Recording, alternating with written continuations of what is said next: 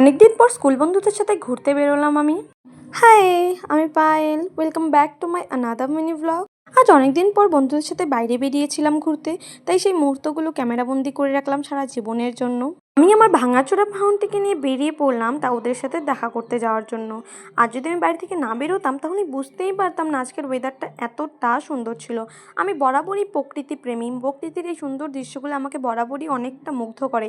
তারপর আমি থাকি হচ্ছে গ্রামে। গ্রামে তো এরকম দৃশ্য বরাবরই পাওয়া যায়, সব সময়ের জন্যই পাওয়া যায়। গ্রাম এটার জন্যই খুব সুন্দর। একা একা এই দৃশ্যগুলি দেখতে দেখতে চলে আসলাম আমি প্রীতির বাড়িতে। প্রীতিকে নিয়ে সাইকেলটা ওর বাড়িতে রেখে ওর সাথে হেঁটে চলে গেলাম আমাদের থানার কালী মন্দিরে, যেটা খুবই ফেমাস। বিকেলবেলা সবাই আড্ডা মারতে যায়, ঘুরতে যায়। আর ওই থানার মন্দিরটা আমাদের বরাবরই একটা স্থান আড্ডা মারার। ওইটা হচ্ছে আমাদের ইউনিভার্সাল প্লেস। ছোটোবেলার থেকেই কিন্তু আমরা বিকেলবেলা মাঝে মাঝে ঘুরতে যেতাম, আড্ডা মারতে যেতাম এই মন্দিরে। খুব ভালো লাগতো, এখনও যাই। এটাই আমাদের একমাত্র জায়গা বসে গল্প করার। এই স্কুল জীবনের বন্ধুদের সাথে দেখা হলে না গল্প শেষ হতেই চায় না, এত পরিমাণে গল্প জমে থাকে। সারাটা দিন বসে গল্প করলেও শেষ হবে না।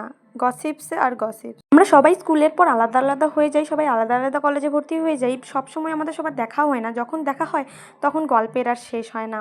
সবাই যতই আলাদা হয়ে যায় না কেন, তারপরেও আমাদের ছোটোবেলার যে বন্ধুত্বের একটা টান, সেটা আমাদের সবার মধ্যে রয়েছে। সবাই বাড়িতে আসলেই আমরা প্ল্যান করে এখানে চলে আসি গল্প করার জন্য, আড্ডা মারার জন্য।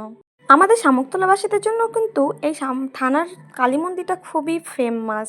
শামুকতলার প্রত্যেকটা মানুষ এই থানার মন্দির চেনে, প্রত্যেকটা মানুষ এখানে যায় সন্ধ্যাবেলা। সন্ধ্যার দৃশ্যটা তো আরও সুন্দর। আমি আর প্রীতি গল্প করছিলাম বসে বসে, তখনই হঠাৎ করে চলে এলো নয়ন। হঠাৎ করে না, প্ল্যান করাই ছিল। তারপর চলে এলো নয়ন, জ্যোতি। এরা অনেকটা লেটে এসেছিল, যেহেতু আমাদের প্ল্যান ছিল আমরা মন্দির থেকে পরে মোমোর দোকানে মোমো খেতে যাব। তারপর আমরা সবাই মিলে হাঁটতে হাঁটতে চলে যাই আমাদের মোমোর দোকানে মোমো খেতে। মোমোর দোকানে চলে যাওয়ার পরে কিন্তু রাখি এসে হাজির হয়েছিল।